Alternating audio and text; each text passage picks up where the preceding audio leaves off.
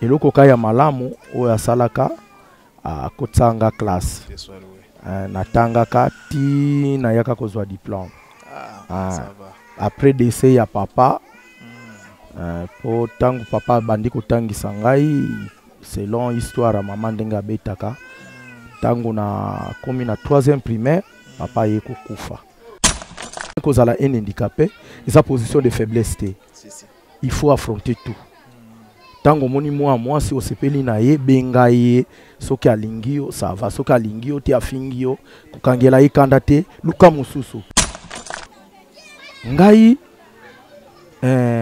nazwa mo chance ya kokuta na kati ya famille ndeko moko azalaka ou azaka couturier alors tellement j'étais prudent nazaki ko vivre pembeni na ye naye kolaki mo musala surtout état physique na ngai ke tango olingi ngai faut yebake naza un handicapé azana besoin ya aide mingi aide par exemple izate ke non kende kolukelanga oya koliesanga non aide bimisilanga machine bongisilanga iboyi tilanga mai tinde kona yo un handicapé babotisa ye bana abandonné ozana souci peut-être ozwila ye mwana moko mema ye na couture ayekola musala mais otali mo espace ozoko louer oza parfois na 2 élèves déjà otali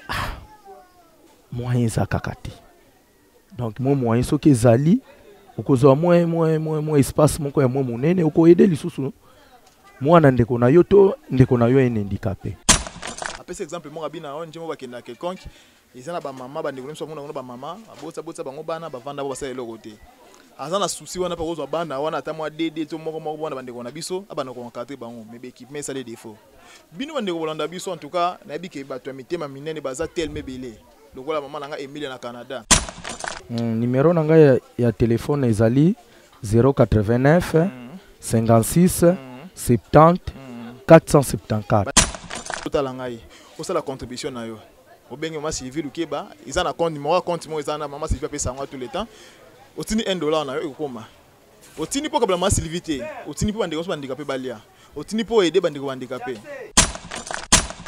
Sylvie akaya Sylvie na natonya wana posa bolingo Babenike balobinga no tobetatu na planète Vénus Mars et Jupiter Ousmane bama tata bama bande ko bana mikolo pe baleki boy baketo wana site ya sika to wana site na biso ya sika na kombo ya Sylvie Mode TV officiel bubuka na tiboya ebele ngaja na sina s'abonner.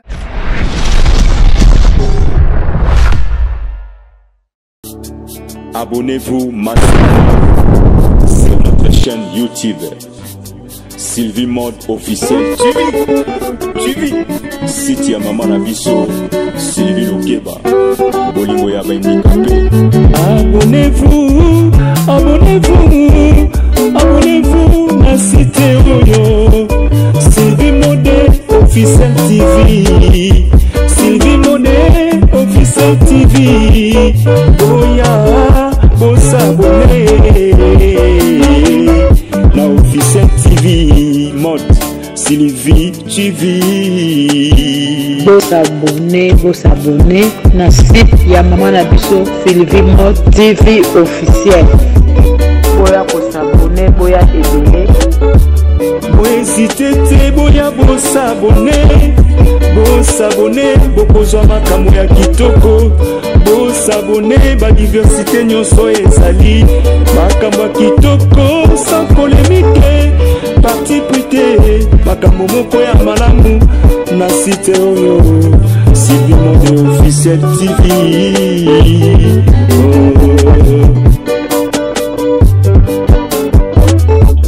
Site mama na biso Lukeba bolingo ya bendikape mama Sylvie ayeli biso site moko ya malamu. Oui, très cher internaute, mbote na bino de partout pour suite bakor Hollande émission na biso na chaîne na bino de référence Sylvie Lukeba bolingo handicapé Sylvie Mode TV.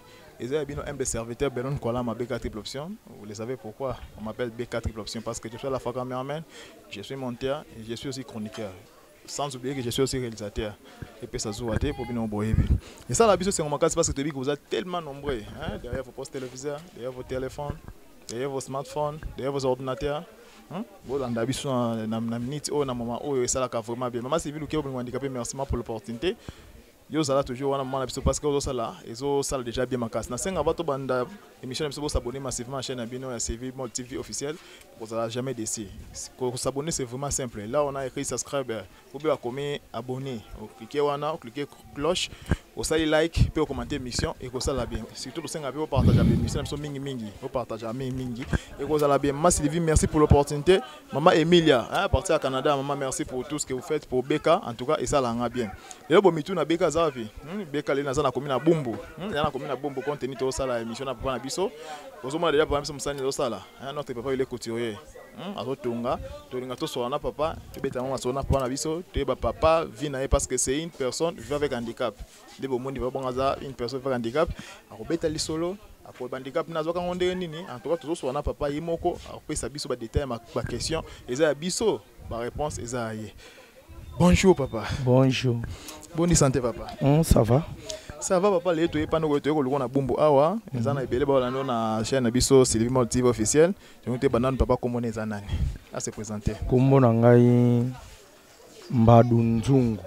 Mbadu Nzungu. Ah mais na yebani mingi na quartier na komba prof. Na komba prof. Donc prof est sûr non? Non, na passa na enseignement. L'école itikala bongo. Donc, batu babenganga mingi prof. Et les prénoms? C'est Edouard. Papa Edouard. Oui. Merci beaucoup papa Edouard. Papa s'est présenté pour qui combo ya pona biso. Papa aza une personne avec handicap. Papa za prof. Hein to me ko sola ni mo mingi. Ba question ba chaque ba question za biso ba réponse za mais to sola ka. Nga ba ngana ba ndeko handicapé to sola na biso. Hein to bita maso to solo là to seka et ça la beza pona ambiance ya émission. Papa Edouard le to quitter pas na awa na bombo to monde zo sa musala en plein travail na atelier na yo. Ozotonga. Mais en question mo primordial to banda nan papa ba to eba.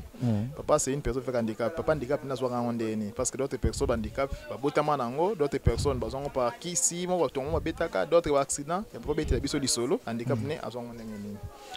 Bon, ndenge maman ou abotinga betelanga li solo que à partir ya âge ya 4 ans na souffraka quoi nini moins malaria ba memanga na hôpital de tamba betanga tonga c'est ça qui a causé que le kolomoko elemba et ko infecté wana mususu pe ndenge papa na biso pe azaka infirmier abundana kitalaka à cette époque là ça n'a pas tenu ndenge na di tikala pe handicapé boy. OK, ça n'a pas tenu là, c'était ba neni ba na Kinshasa pe ka. Non, ezalaki na Kinshasa te. C'était à l'intérieur. À l'intérieur. Ngana botami le 5 mai 71 donc OK. 4 ans après nde na yo kozo accident oyo na commandé handicapé. Ah d'accord papa et tango komaki handicapé papa entourage tokeno libanda to na famille tango zokola sensation za kindenge nini bolingwane za kindenge maman regrettait toujours que pourquoi nza mosali boy to peut-être ozala qui non considéré comme d'autres bana. Bon comme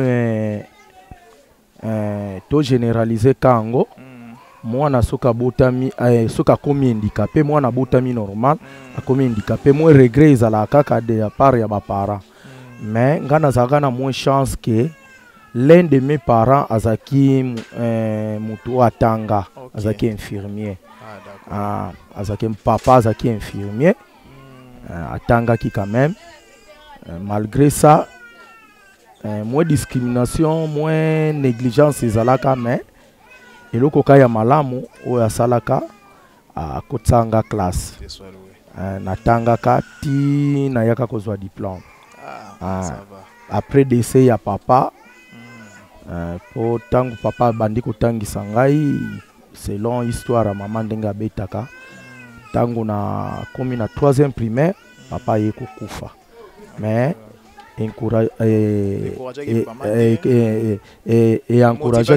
mama a continuer kotangisa ngai tala kaka na temps wana quand même moins gratuité ezalaka so batalio ene handicapé na ba école ya sango so on divisait toujours les frais avantage on ezalaki na ndenge natangaki cycle primaire na intérieur cycle secondaire na ekotangela ngo na Kinshasa.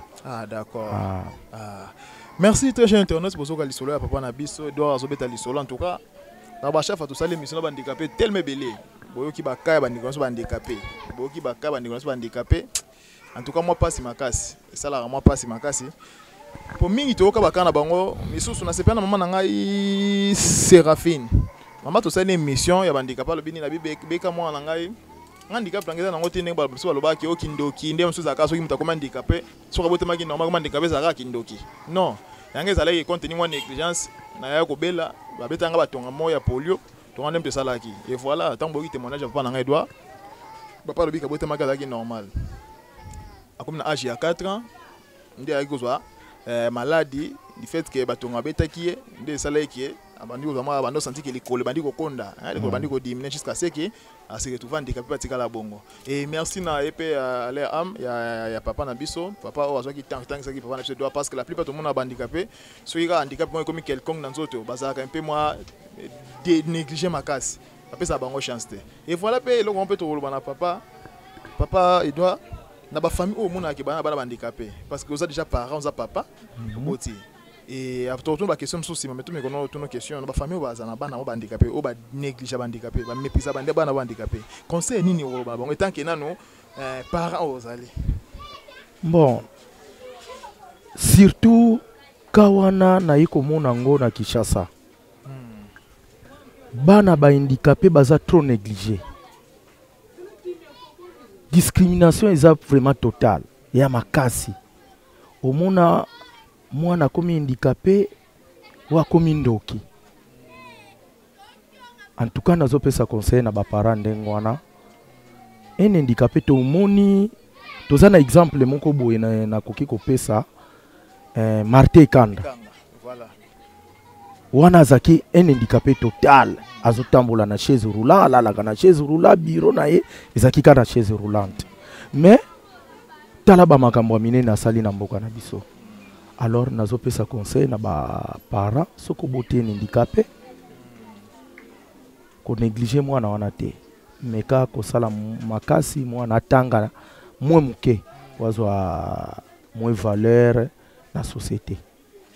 Très bien passé mais message papa na biso do ele ki on a lobaka papa na biso lobi na pesa exemple on a papa na biso ma père son nom papa na biso fait Martin Kanga quand il était en vie ni na sala qui il était une personne avec handicap donc que soit un peu plus loin tu papa na biso fait super son âme papa na biso au Texas il était albinos avec na fondation avec ma ONG avec ma kambi bilo ande ko sala pe na pesa mbela pe na ba conseil chaque fois que bino ba para olanda biso boza na bana handicapé po ba benga biso mingi be katala yo c'est l'émission ande comme une fois na place moi ça l'émission en tout cas na que ça l'émission de comme moi handicapé quelqu'un mais façon na keno côté là c'était déplorable tant tout ça l'émission Amazon loba na bande ko ba supporter ba lila j'ai compris que bango bande ko maltraiter ma casse tout ça l'émission ande comme sous Natacha bike be kanga kuti basundola nga babwa kanga ngana yabo na kona be église mais pourquoi ça la bande ko handicapé bongo. Je l'ai toujours dit, une personne qui est un vrai handicapé, c'est celui qui est dépourvu de ses mentalités. Voilà. Ndeko zolanda biso yo za handicap peut-être ali boko. Handicap peut-être ali kolo. Ozana o benga ka boss, ozana couleur albinos, ozana handicap peut-être ya taille. Mais lorsque ta tête fonctionne, c'est quelque chose dans la vie. Pourquoi d'autres personnes pour me laisser en habit, no mitikaka, n'a pas d'autres parents pour n'aguer ban no ba handicapé, ou pesa bango ba chance te na ba vie. Ah, il ko comme handicapé c'est fini. Ya o sala soso nini. Ya ça ne est bon solo. Ya o kene loin te, ya o sala non. En tout cas, tout terme la discrimination, tout terme la on peut linga ngote. La personne léguée pour parler des handicapés, notre maman et sambo mes respect maman, tout ça déjà interview maman na santé afuna, tout cas o loba na biso. Maman comme si peut-être tout le monde na mission zone gozo sala comme si na partie primo ko ozo sala partie sosotika parce que les handicapés sont les gens bandicapé baza vraiment belé na Congo na biso. Maman boa signer un rôle na bino. Lorsque notre président Fatou Beto a place wana ebile pourquoi. Balba ke moto yo aza peut-être na nzala. Ndem tout son de kona ko nzala ba passe ndeko na nzala. Moto na mbonga ba nzala te tant moto beteli so la nzala ba ka nzala ngwe zala ndenge nini. Ne moto yo ka nzala. So abinde comme ça parce que na nzala comprendre ça la besoin quelque chose au lia. Pareil que vous maman. Yo za une personne avec handicap. Oui passe ba ndeko ba handicapé. Oh tout le monde a mis na boulevard ah. Bon on singa ba triomphal ah maman. Pourquoi pas qu'on soit mesures de précaution organisation ko sala pour ba ndeko na vio bandicité na ici là bango. Il ne peut jamais passer leur vie dans qui clochard, on n'a jamais. Il y a un temps pour tout. Peu de bande on a besoin de se senga banzela. En tout cas le qu'on a le belango chaque fois. Et comme vie na bino kir ko senga. Na bambongo pesa bino wana. Bozo bambongo tout monde ba 10 000, ba 5 000, ba 20 000 à journée. Pourquoi pas qu'on s'organiser na mbongo bozo ramuki wana ko bande activité mo quelconque. Papa na bande ko wana pe les sous pas dans poser question et ça la biso no passer. Surtout les gars triomphal, na boulevard comme on bandika ba télémi, et ba vegle, ba forme un peu mieux belé. Ba comment on a fait ko senga papa. Là, ndeti mususu na victoire ngana bi tonto wana bana ko senga ça handicapé makolomi ba les place des artistes. On a ba solo ba toyer bien. À la place des artistes bana ko senga ngana otanga na ko na ba première CEO. Première CEO na mona papa na so segdo. Abani ko senga depuis ba 2003. Bon, on a bani ko mona partir ba 2010 na mona place wana. Ti lelo na lo bazalaka wana. Papa, conseil nous repose na bato ba senga na banzela o ba comment vie na bango papa Edouard. En tout cas, oyo lobi eza solo. Bandeko nanga ba handicapé ba se lancer mingi na vie facile ya ko senga vandi quelque part na mo kitunga bato ba ochela kaye. C'est bien. Na yebi ke discrimination na Congo na biso ya ba handicapé eza makasi. Eza facile te que un handicapé à côté ça à ça un demande d'emploi va accepter facilement. Mais yango te ekoki kotinda yo mbula na mbula osenga kaka. Tout à fait. Ngai nazwa mo chance ya kokuta na kati ya famille ndeko moko azalaka ou azaka couturier. Alors tellement j'étais prudent nazaki ko vivre pembeni naye naye kola ki mo musala elinge lo bateke bato nyonso bazana opportunité wana désalité mais ekoki ko zala pe point faible teke parce que oza handicapé faut senga kaka non sala ta mo likablo tango sengi utali penza ke mo bijango ikomi a mo 100 000 mo 150 000 tinda atande ko na wenze ameka kosombelo mwa babisko ozotala ka mwa bénéfice wana soki mwa kobomba ya kolia okolia. En tout cas kosenga eza malamu te ke mbula na mbula obandaka kosenga non. Merci beaucoup papa Edouard, merci pour la conseil boki papa na biso ninga pesi conseil bi kosenga eza malamu te. Et on mona ba maltraitable par place mso kindaka tout ça non clair maman to papa na vélo ne quoi ça ba poussa yo. Oui, quelque part, il y a 200 francs congolais. Mais si vous avez fait un film, pourquoi? Parce que les lois sont au Sengi, les lois sont au Sengi, les lois sont chaque jour. On a chef mutu, on a fait sur le mais du fait que ça moi fond quand on pas possible sur exemple, les lois aux uns ma sonyo moi 10 000, les lois sont moi 8 000, les lois moi 20 000. Ça là calculer pendant au moins 6 mois. Ça comment on combien? So bandi ba mal câble on a fond et moi ça tout le monde ba fond ba 100 000, ba 50 000 ba comment ba 500, ba 500 000, ba 1 million, ba 2 millions, 3 millions. En tout cas, faire que ça bien été. Faire que ça bien été, mais le quoi qui m'bouge ça passé. Je sais bien, monsieur presque bien dans le bas déjà. Bah condition monsieur super, bandé soit handicapé, bazo vivre ça vraiment, baza non seulement méprisé, bazo vivre comme ça, baza admin la société te bato bandé soit handicapé. Ndeko moko handicapé to sane mission bi kebeka ngana zama ele na tangi classe. Tukina ko ça to sala tukina quelque part ko sala test pour nous musala to ça 3 personnes, des valides na ngai. To sala test mi bali bazo te kanga mna zwaka. Mais ba moni ke na zuwa bisanga ki en tout cas zui na yo mais yo to zo mona za dépense pour la société déplacement na mais yem tazwaka voilà to déployer toujours biso tozana pour nos handicapés pour voilà pourquoi benga beke moi handicapé voilà slogan chef de la vie avec handicap notre maman civile qui ba bongo handicapé mutema munene maman social notre maman handicapé azana pour na aider ka bandeko handicapé voilà pourquoi tu déplorer vie wana vraiment bin bandeko so handicapé botika vie bozana ngo botika vie qui clochard wana tout moment yango ti bosala ka toute votre vie bon comme ça bana bino ba handicapé moi na za valide moi na ko handicapé le moment je vois soki oza na ndako otindi mwana ke sa musala na yo c'est pas bien. C'est pas bien vraiment. Papa, tu continuer l'émission. Papa, tu as une question. Papa, tout le monde, une personne responsable. Notre papa a marié, ton papa a moko, ton papa a célibataire ou comment, abota ou comment, tu es bata. Naza marié. Ok. Moi c'est nanga kombo na ye Tumba Kabongo. Mama Kabongo. Mama Kabongo. Ok. Toboti 6 bana. 6 enfants. Ok. Ah, Dieu soit le regard. Tout bango so basi mibali. Non, nazana 3 mibali. Ok. 3 basi. Une bénédiction de l'Éternel. Notre maman a valide ou a payé handicapé. Bon. Biso avant na bala nazoka mo grâce wana ya kokota na mo association moko boye. Ok. Kuna nde basa ko conseiller biso. Soki oza invalide okoki ko bala moi c'est invalidité. Ah d'accord, ok. Parce que ce que bali sous moi c'est invalide, nani muto aider moni. C'est ça. Donc nazoka mo chance wana. Na yaki kozwa moi si valide. Yende tozana ye pour le moment. En tout cas, eloko papa lobi alobelo mamutu ya makasi. Na sala bémission presque bien bandicapé à chaque façon to église solo. Tout ça l'émission na coach na Bandal, aza coach ya handball congolais je crois handball. Na moi c'est maman Marie en botte belo maman na biso. Aza handicapé mon bal pas handicapé. La plupart des messieurs tout le monde a mengi moi c'est handicapé mbala handicapé mais surtout ba témoignage na bango minga wa beka to ninga minko zala bango parce que to za ba déception belé.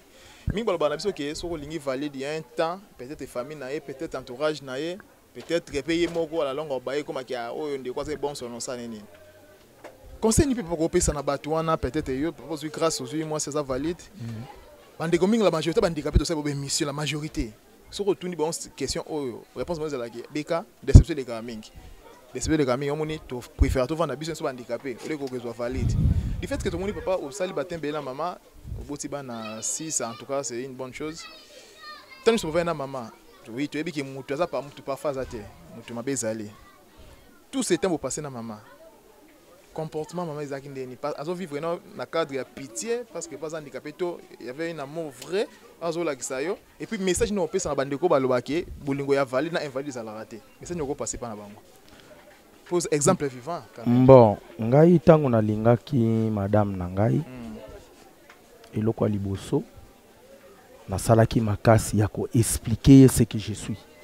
OK. Surtout état physique na ngai. Que tango olingi ngai faut yebake naza un handicapé. Un handicapé azana besoin ya aide mingi.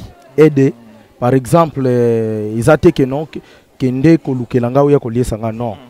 Aide bimisilanga machine bongisilanga iboyi tilanga mai lambelanga. Surtout na revenu na ebi ke basi bazana faiblesse moko boye soki moins moyen izate. Moi c'est à supporter kapasi mingi te na temps molai. Yango nde na sala mo makasi na expliquer ye elle m'a compris. En tout cas, tout vivra très bien. Dieu soit loué. Tout vivra très bien. Dieu soit loué. Ah. Merci beaucoup papa, très bien. Et bon conseil on peut ça bandeko baki, bon nous avaler na invalide ça la remater. Pour souka toujours peut-être quelques temps fois ka bwana. Poser aux témoignages vivants la bandeko wana. Message nous passer na bango. Non. Ezaka Lokuta. Merci.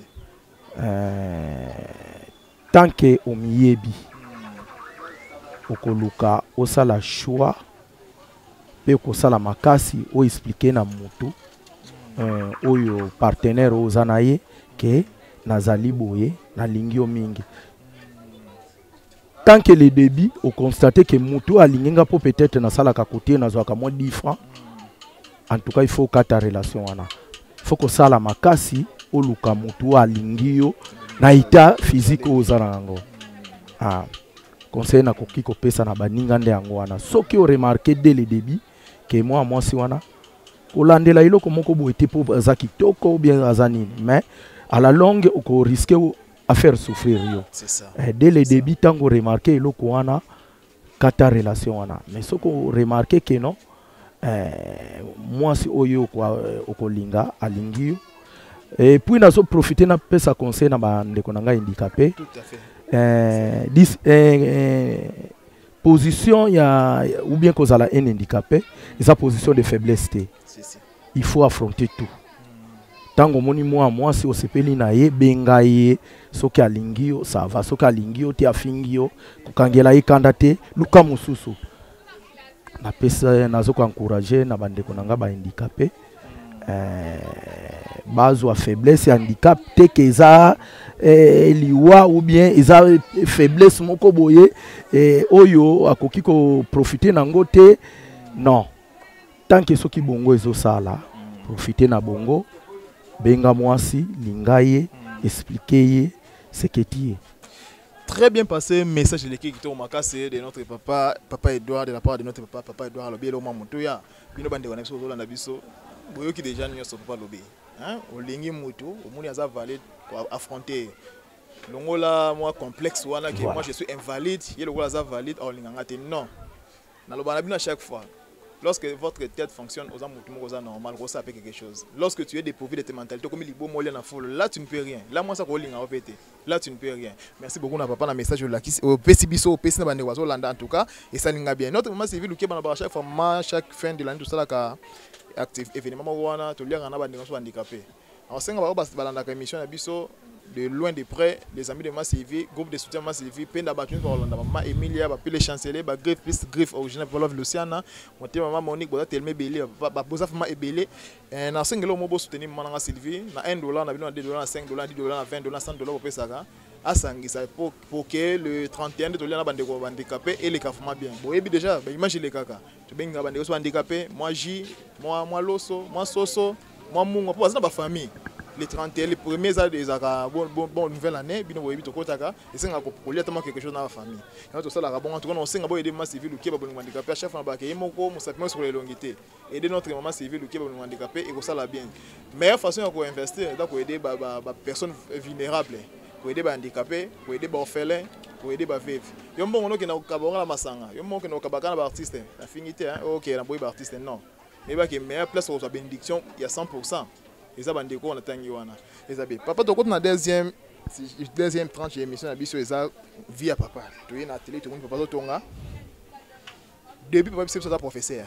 Oh, il y a un boulot qui est assez non, bien encore bon parce que tu es professeur. Et nous, papa professeur, on a tangi quand même. Mais tu as dit comme maison et professeur na motongi monene boy. N'habite papa me expliquer biso nano o potangela kyango compte na ya bande ko lakisa ou comment pour comment niveau za lelo tango nazo diplôme na ngai nazalaki très intelligent. OK. Alors nazaki retenu na école. À ce temps-là, j'étais un peu trop jeune hein? À l'âge de 18 ans, 19 ans. Nazaki un peu trop jeune.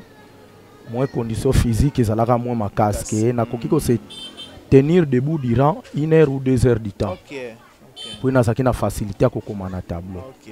Mais tango moins âgé ko poussana na ye komona ki musala wana na kokokango lisute. Mais j'étais déjà couturier. Nazalaki déjà couturier parce que couture c'est mon grand frère propre qui me l'a appris. OK. Donc on a profité qui tango azobo kolangai na profitaki na yeba musala wana tango moi âge poussa ni moi ba 25 ans moi 30 ans moi poa yeko bakama nazoko ko se tenir lisusu de bouté na ko makana tableau durant 1 heure du temps non ça c'est on na yaki wa abandonner lokola na yeba ka musala na ngai ya couture na se lancer na couture et puis enseignement congolaise. Bon, bah oui, baza matriculé peut-être ils allaient moins bien, mais dans la école privée, revenu top entrée zala ki muke.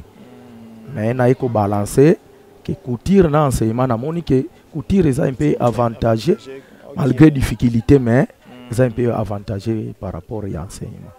D'accord. Merci beaucoup papa Edouard, merci to sepeli ça se voit. On va faire à chaque fois ça coïncidence du fait que papa ibi musala oyo nga ben avec il a fallu mutu moi za lokola guide na pour à l'accès soango parce que peut-être soit une machine banga batu bakotaka nini tonga wapi basala il a fallu quelqu'un za liboso na pour abimisa o nzamba tali kabokati na ye. Voilà pourquoi papa lobi kaza couturier azande do azama il passe maman Sylvia notre maman Sylvia za couturier à partir après on a maman Mbote matonga blo mot danger. Notre papa lobi paye pas za couturier, en tout cas une très bonne chose. Papa tout le monde musala ça là oh ça fait déjà presque combien des années oh za couturier après ce que vous calculez. C'est plus de 25 ans que je suis couturier.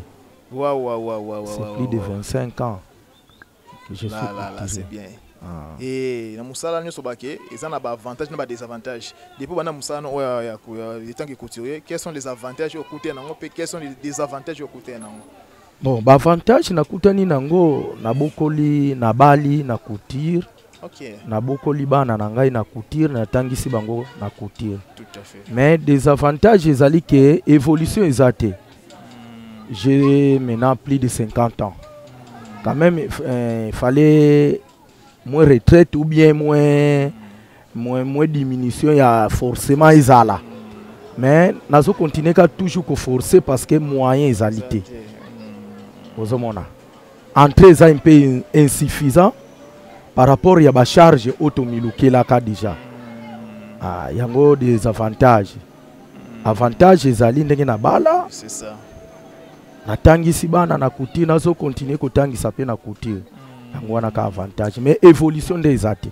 Merci beaucoup papa papa lobi évolution des athées na musala sala na moni présence ya ve na Beloti hein ve Beloti merci beaucoup ve wana bien bando benge ve cradi quoi ve Beloti kadi chrono hein o abi na couleur TV donc mutu munene na kata couleur ngwana ve merci na présence non et ça linga bien vraiment bozoka pande ngazo bande kona bozoyoka pe na loba chaque fois bon ça kutungana noté hein bino bande kona bobenga nga boloba na ngabeka osali mingi be mission bande so handicapé oyo baza bavani mingi banda kwa sala loté. Bon, tout le monde ici ils ont mis bega bana kosana mission handicapé, bato ça là quelque chose. So tout le monde mutana quelque chose en tout cas et ça la bien peut-être peut to aider tout soutenir dans quelque chose. Papa TV za radio té, yo mon za présent. Na musala zo sala tout le monde za machine moko. Cela veut dire qu'on a pour ça fond, on a pour ça machine comme belé, peut-être pas ambition un jour, au bana ko encadrer bana msou, je ne sais pas peut-être ça ambition na. Na bande ko bazo la na poto kuna. Pe ba hotel émission na chaîne massive le Keba. Message ni fort za nango o lingo passé comme soutien na bande ko ba sela yo. Natikilo le temps où s'exprimer na TV na biso. Bon, état physique nangai est moins difficile et puis entrer nangai est moins moqué. Moins vision ezalaka. Na formé bana mais à cause de manque de moyens, il y a matériel à ba machine. Ya ngonde handicap akabiso.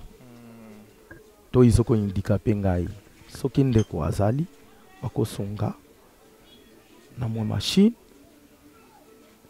mwa matériel à couture en général asunga ngai et puis mon moyen de déplacement est un peu difficile pour un handicapé que tango zana moins chaise roulante na yo électrique ou manuel mécanique okozala na moins facilité ya moins makambo moins belé.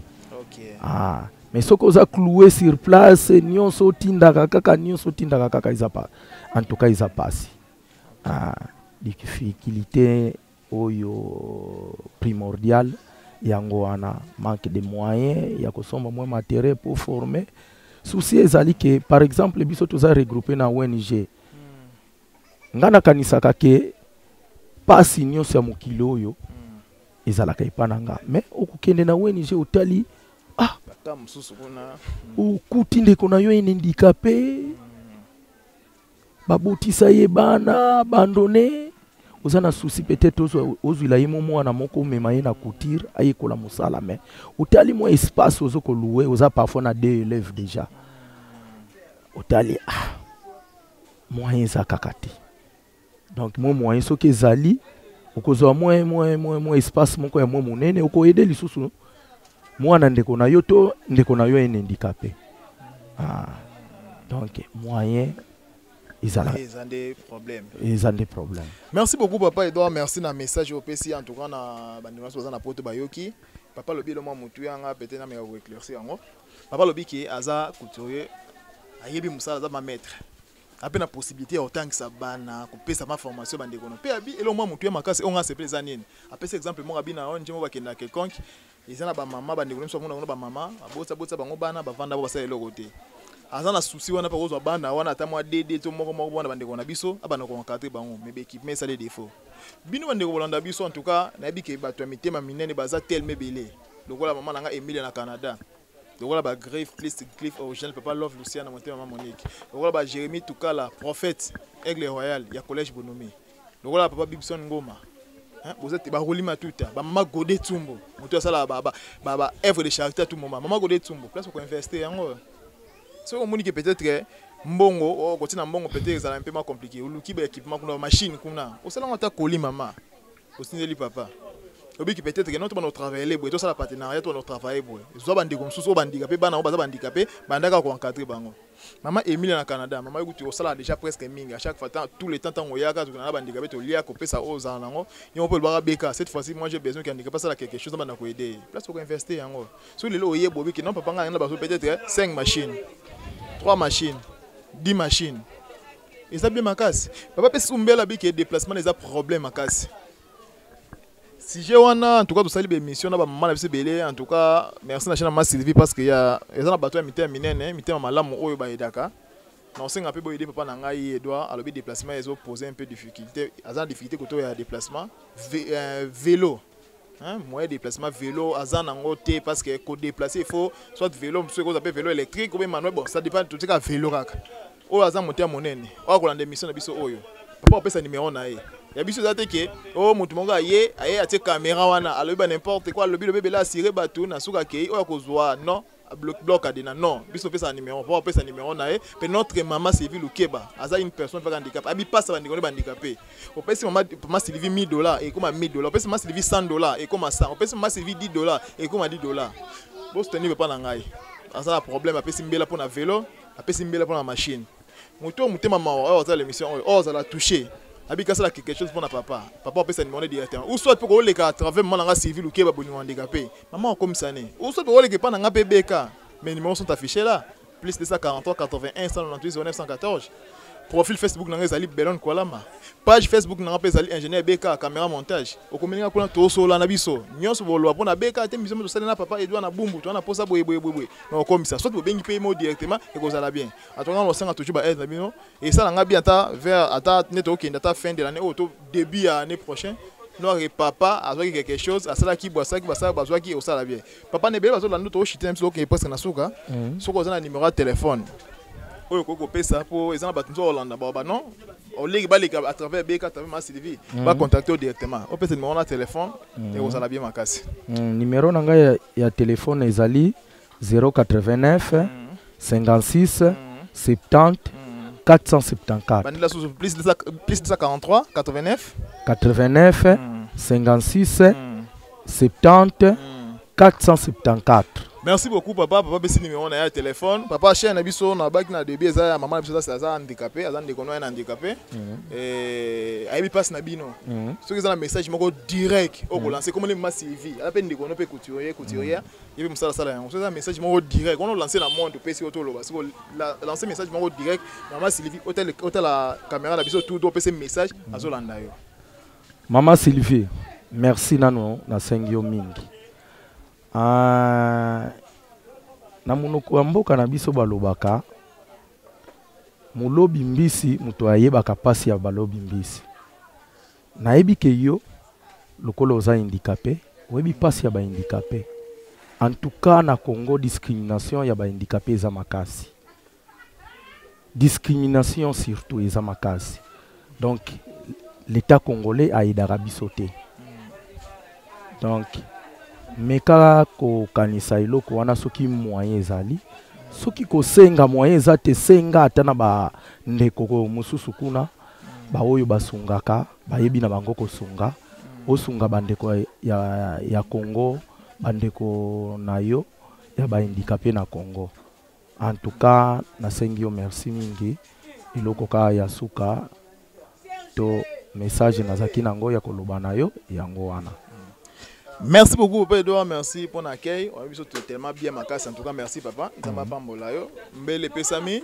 Pe chaque année tout ça là et là comme on a maman tout les en bande soit handicapé beaucoup tapé longa pas Edouard papa Edouard pas ça parmi bateau yo tout ça là événement na biso wana to benga papa ko ya soit c'est routine na maman to moi na ko ya même la bata lo sonata soso na alia et ko ça bien pour nous sona et ko kisama et c'est que na yo ndeko zotala ngai ko ça la contribution na yo o benga ma Sylvie Lukeba ils en a compte numéro ils en a maman Sylvie paye ça tout le temps otini $1 na yo ko koma otini po kabla ma Sylvie otini po bandeko so handicapé balia otini po aider bandeko handicapé oza machine à coudre ni ba pote na bino kuna ba pote kuna bilo mso boka boka na ba on quand même osala to ko sala koli pe beka e ma Sylvie to sala koli mo peut-être il y a 50 machines oza pour ça papa akoma mana atelier mo ya munene fonga mata ba 10 machines ou plus ou moi je ne sais pas oza capable osala ngo oza capable osala nyoso wana en tout cas soutenir papa na biso Edouard ngana uti musika soki na bombo luka papa parce que na okembela papa musika papa tonga kitoma kasi malesima to sana émission on présenter bino bloka tonga en tout cas boza jamais décès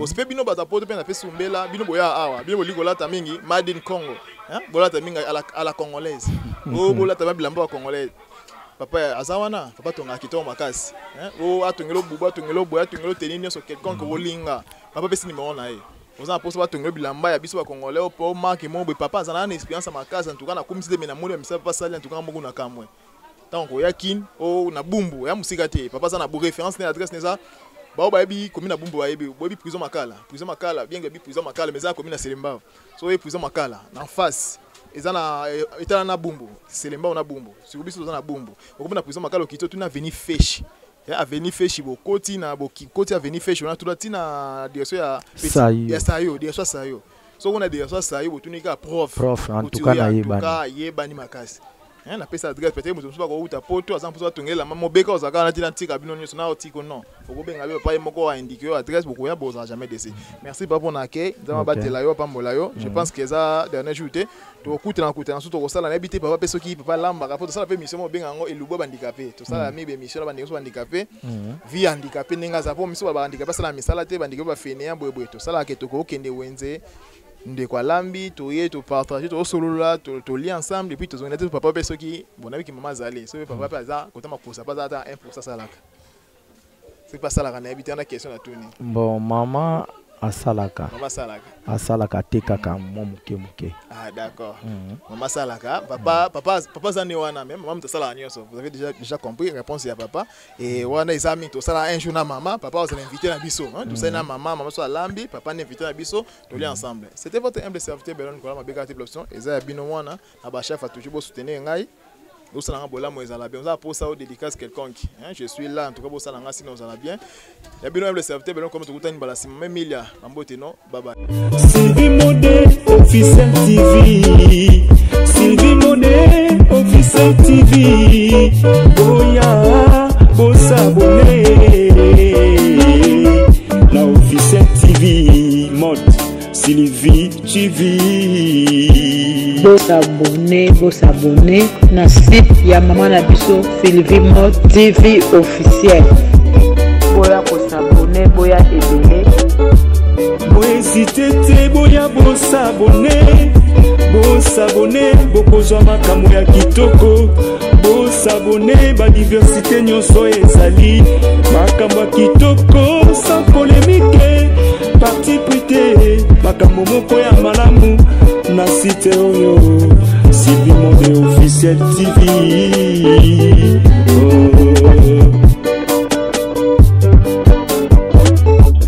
Site ya mama na biso Lukeba polimo ya handicapé mama Sylvie ayeli biso site moko ya malamu boya